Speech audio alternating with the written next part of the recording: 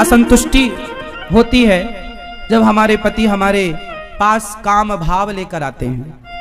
हमारा मन बेचैन हो जाता है कि हमारे हृदय में जो कृष्ण हैं पता नहीं वो निकलकर बाहर ना चले जाएं। ऐसा उस बहन ने मेरे से सवाल किया कि जब पति काम भाव से अपनी पत्नी के पास आता है तो पत्नी को अच्छा नहीं लगता, क्योंकि पत्नी के अंदर भगवत भक्ति जाग गई है, प्रेम जाग गया है।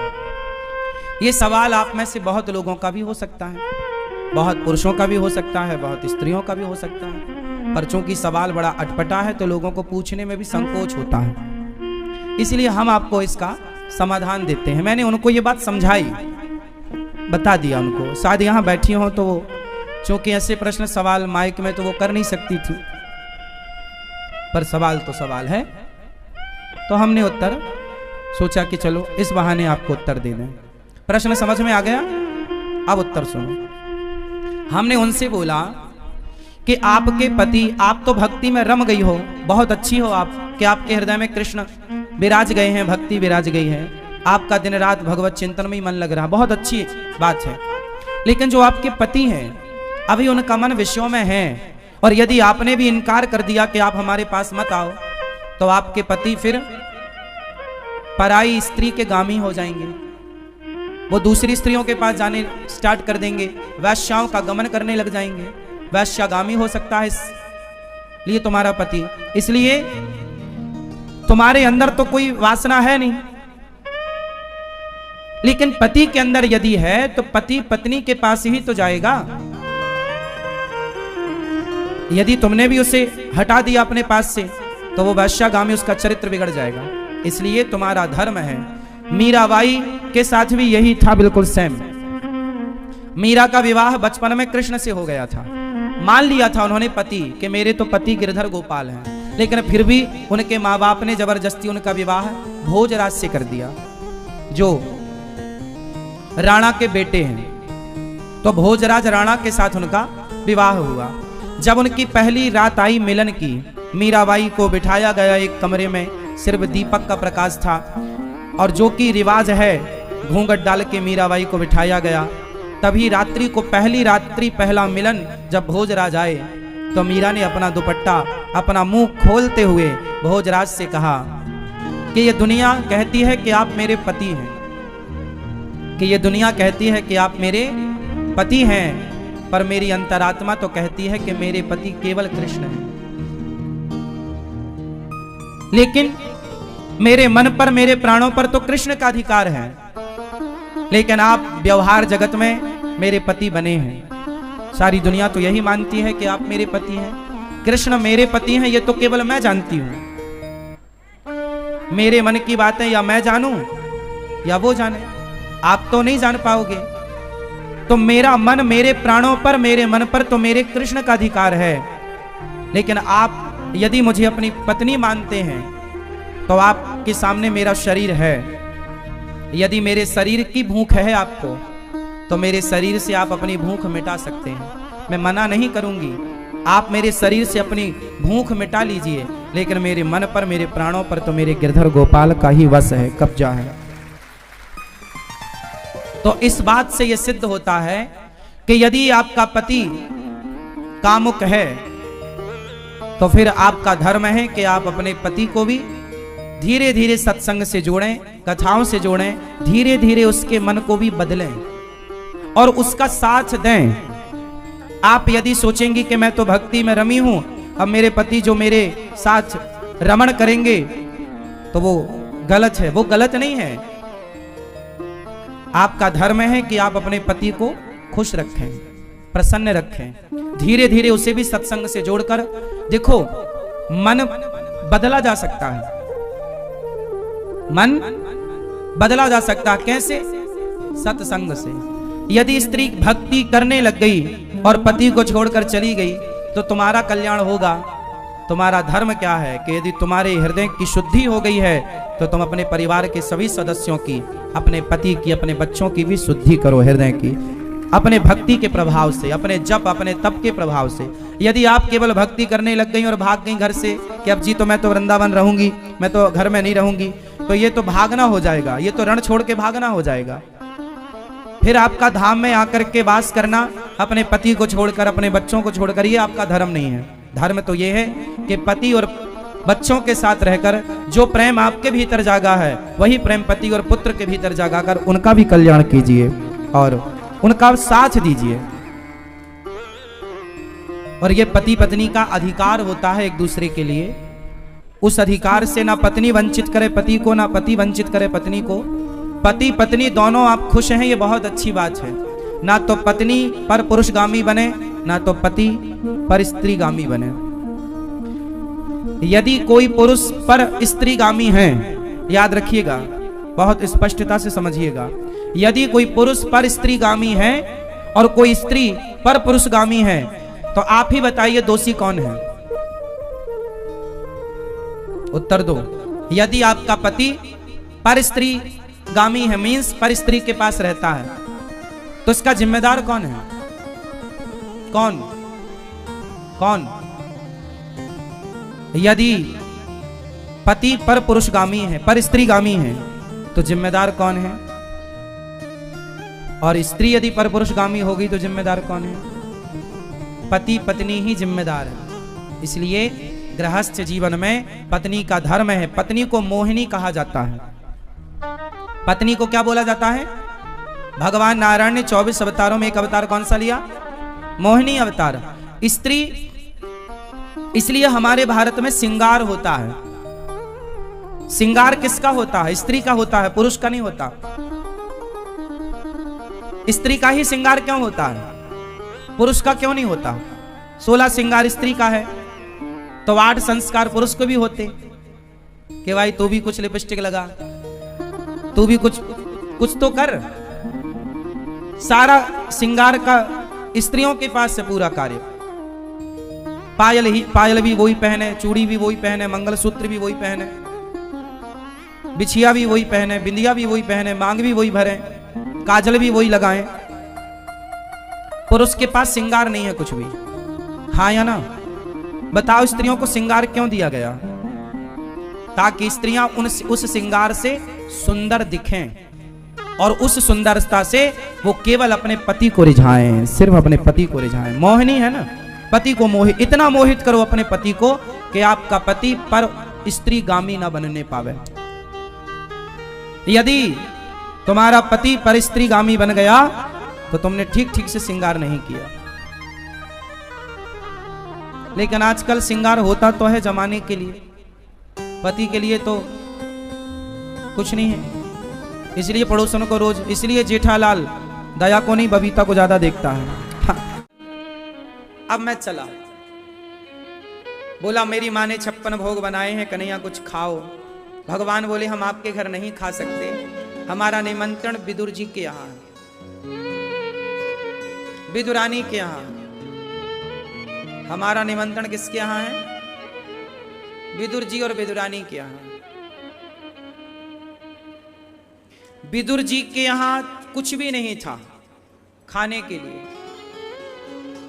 कुछ भी खाने का नहीं। भगवान गए तो क्या खवाए काकी जी ने?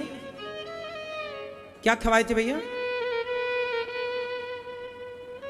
केले के छिलके। केला ले आई तोड़कर। भगवान आए, बैठे तो वो इतना भाव विभोर हो गई काकी विदुरानी कि वो छिलका छीलती और फल को फेंकती जाती और भाव में बेहवल होकर छिलके पकड़ाती जाती और भगवान छिलके खाते जाते। अब बताओ भगवान की इच्छाएं क्या है? भगवान खुश कैसे रहते हैं? सुनो, खुश रहने का एक मंत्र छिपा है यहां पर। खुश रहना है तो क्या करना पड़ेगा बताओ आप लोग? आप बताओ क्या करना पड़ेगा? आप बताओ, खुश रहने के लिए क्या करना पड़ेगा? कुछ भी सही गलत कुछ भी सही है, क्या दिक्कत है? कोई पैसे थोड़ी खर्च हो रहे हैं। ठीक है, खुश रहने के लिए क्या करना पड़ेगा? मन को शांत। ये तो बिल्कुल परफेक्ट बात कही आपने, मन शांत है तो खुशी खुशी है। आप बताओ खुश रहने के लिए क्या करना पड़ेगा? कुछ तो बोलो। कोई पैसे नहीं लग रहे, बोलो खुश रहने के लिए क्या करना पड़ेगा?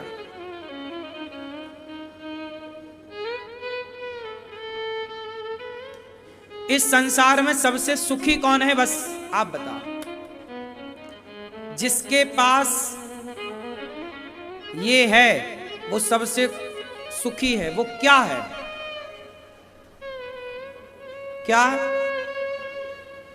ठीक, भगवान कृष्ण के पास क्या है?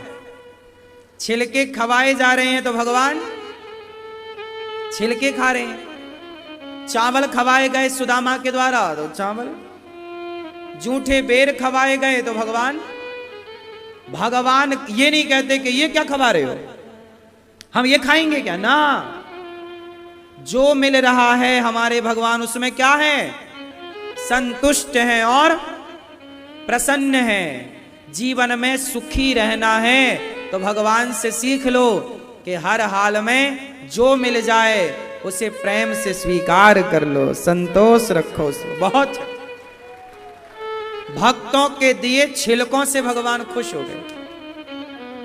और वो छिलका खिलाने वाली काकी विदुरानी, आज जब तक उसकी कथा ना सुनाई जाए तब तक भागवत की कथा पूरी नहीं होती। ये देखो इतनी महानता भगवान की, उसे इतना बड़ा बना दिया। देखो जरा, दुर्योधन की मेवा त्यागी, साग विदुर घर खाई, सबसे ऊंची प्रेम सगाई। इस धरती पे ऐसा कोई कवि ना होगा जिसने कृष्ण और विदुरानी के प्रसंग को ना लिखा हो, कृष्ण और सुदामा के चरित्र को ना लिखा हो, राम और शबरी के बारे में ना लिखा हो। देखो कोई लेखक की लेखनी पूरी नहीं होती इनके बिना। जब तक दो चार बातें इनके लिए ना लिखी जाए तब तक कोई कवि पवित्र नहीं होता, उसकी लेखनी पवित्र नहीं होती। ये भगवान क्या है? हमारे भगवान संतुष्ट है। भूख नहीं है कि 56 भोग हो, भूख नहीं है कि ठाट बाट हो, प्रेम हो। और प्रेम से छिलके दोगे ना, स्वीकार है। बेर दोगे ना, स्वीकार है। इसलिए आप भी आपका पति 100 रुपए की साड़ी दे या 500 की, प्रेम से देता है, उससे लेकर प्रसन्न होना चाहिए। कुछ लोग होते हैं जो छोटा सा गिफ्ट तो लेते ही नहीं, बड़ा चाहिए, बड़ा तोहफा लाओ। ये क्या दे रहे हो? भगवान भी बोलते क्या खवा रही हो छिलका। वहां छिलकों की कीमत नहीं थी, वहां विदुरानी के भाव की कीमत थी। किसकी कीमत थी? उस प्रेम की कदर थी। हाँ या ना? आप ये मत देखिए कि मैं आपको क्या खिला रहा हूं, आप ये देखिए कि मैं आपको किस भाव से खिला रहा हूं। ये मत देखिए कि पति क्या दे रहा है, ये देखिए कि पति किस भाव से दे रहा है। ये मत देखिए कि पत्नी क्या गिफ्ट कर रही है, ये देखिए कि पत्नी किस भाव से आपको कुछ तोहफा दे रही है। ये भावग्राही जनार्दना। आज की दुनिया ना भाव से मतलब नहीं रखती, आज की दुनिया भाव से मतलब नहीं रखती, जबकि होना चाहिए भाव। भाव बहुत बड़ी बात होती है। यदि आप पत्नी के भाव को समझने लग गए, पति के भाव को समझने लग गए, तो आपका घर स्वर्ग हो जाएगा। पर आजकल भाव नहीं समझते कुछ लोग, आप लोग समझते होंगे। पत्नी को गिफ्ट देते हैं आप लोग? अभी करवा चौथ में दिया कुछ? शादी हो गई आपकी, क्या दिया पत्नी को करवा चौथ में? 1.5 लाख रुपए दिए।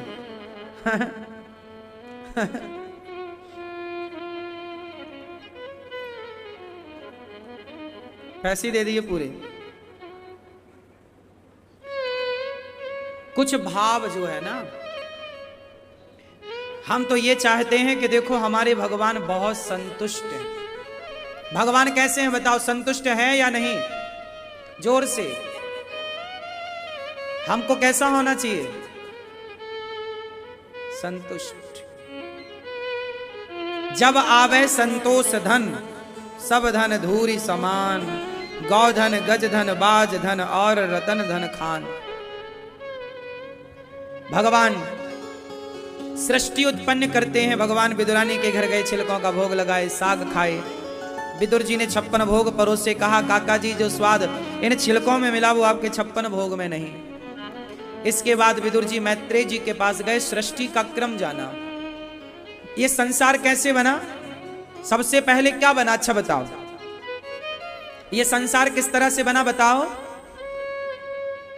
किस तरह से बना बताओ। सबसे पहले क्या बना, बोलो। पृथ्वी जल वायु अग्नि आकाश में सबसे पहले क्या बना, अच्छा बताओ। आकाश, फिर क्या बना, वायु, फिर क्या बना, अग्नि, फिर जल, फिर पृथ्वी। आप बताओ क्या बना, ये सही कह रहे हैं गलत कह रहे हैं, आप क्या कह रहे हैं, क्या बना सबसे पहले। पृथ्वी जल वायु अग्नि आकाश में पहले क्या बना, सवाल आपसे।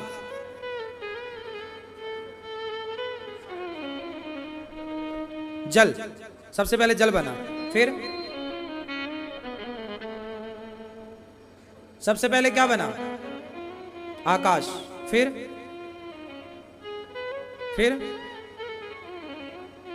वायु, फिर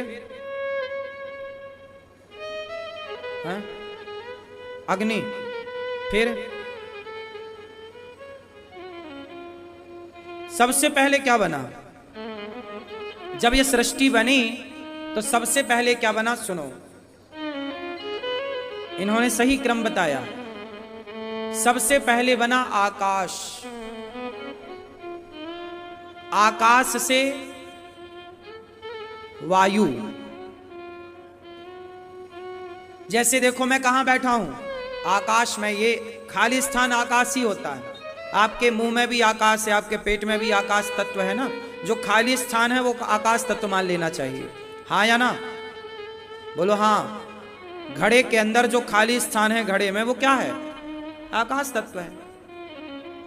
अब देखो आकाश में खड़ा होकर यूं हाथ घुमाऊं तो क्या निकलेगी, बोलो वायु। और जब वायु निकलेगी तो यह हाथ क्या होगा, गरम। आप देखो ना बिल्कुल गरम होगा, विज्ञान बोल रहा हूं मैं, साइंस। तो वायु से अग्नि का निर्माण होता है।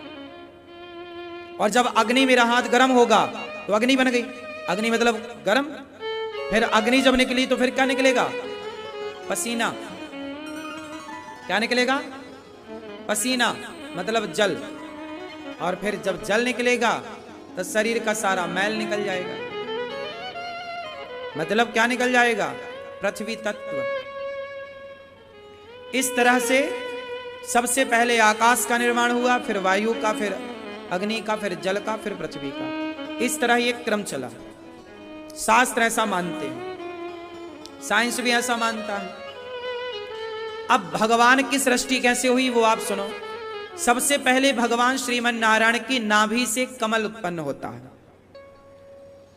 लोग कहते हैं कि संसार को भगवान ने बनाया, तो भगवान को किसने बनाया, बताओ भगवान को किसने बनाया, आप बताओ। जब सब कुछ भगवान ने बनाया, कितने लोग मानते हैं कि सब कुछ भगवान ने बनाया, आप मानते हो? तो ईश्वर को किसने बनाया, उत्तर दो। भगवान को किसी ने नहीं बनाया। क्यों?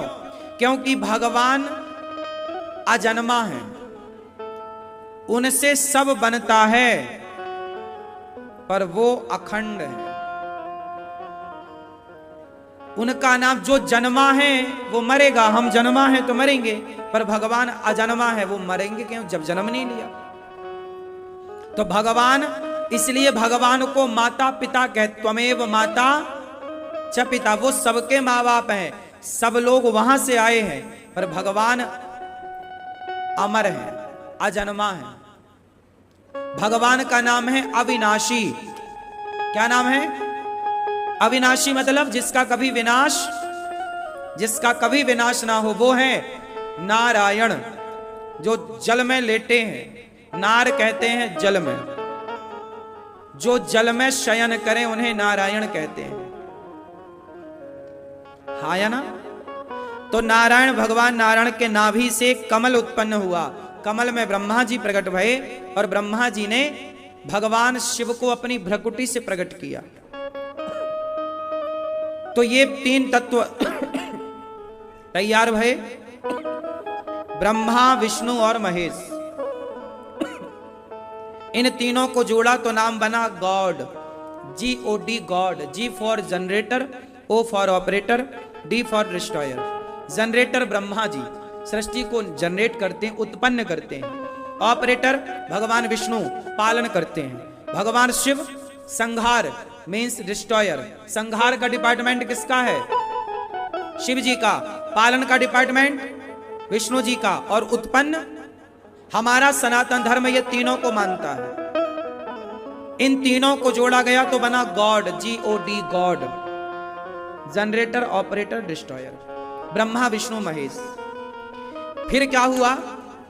ब्रह्मा जी ने सृष्टि प्रारंभ की तो पहले संतों को प्रकट किया। फिर शरीर के दो भाग किए ब्रह्मा जी ने।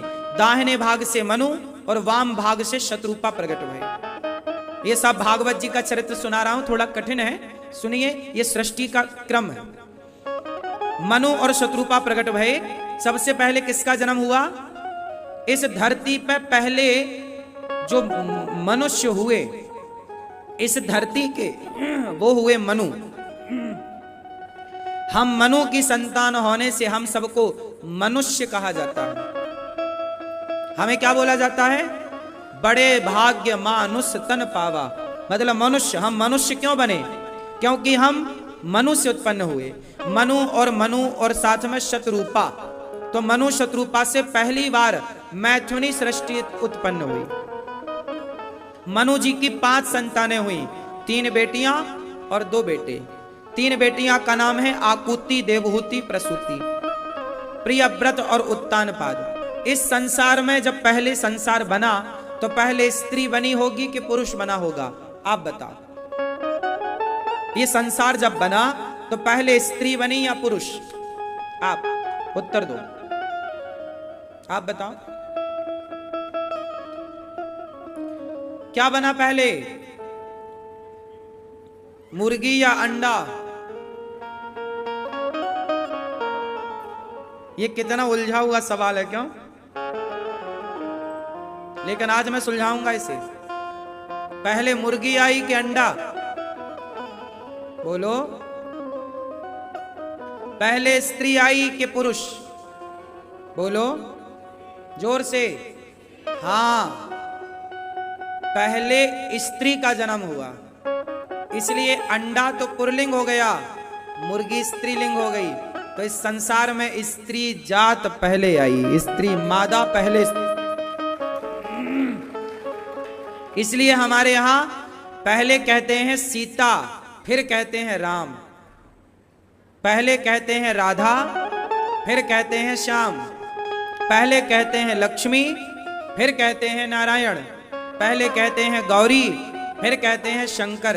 पहले कहते हैं माता, फिर कहते हैं पिता।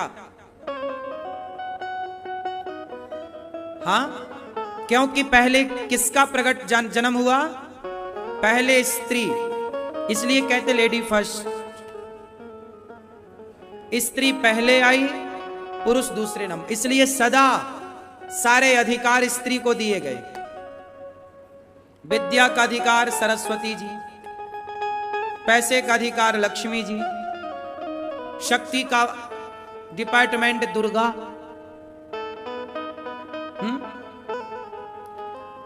दाना पानी का डिपार्टमेंट अन्नपूर्णा। हाँ या ना? विद्या की देवी सरस्वती। पुरुषों के पास बचा क्या सिवाय तांडव करने के?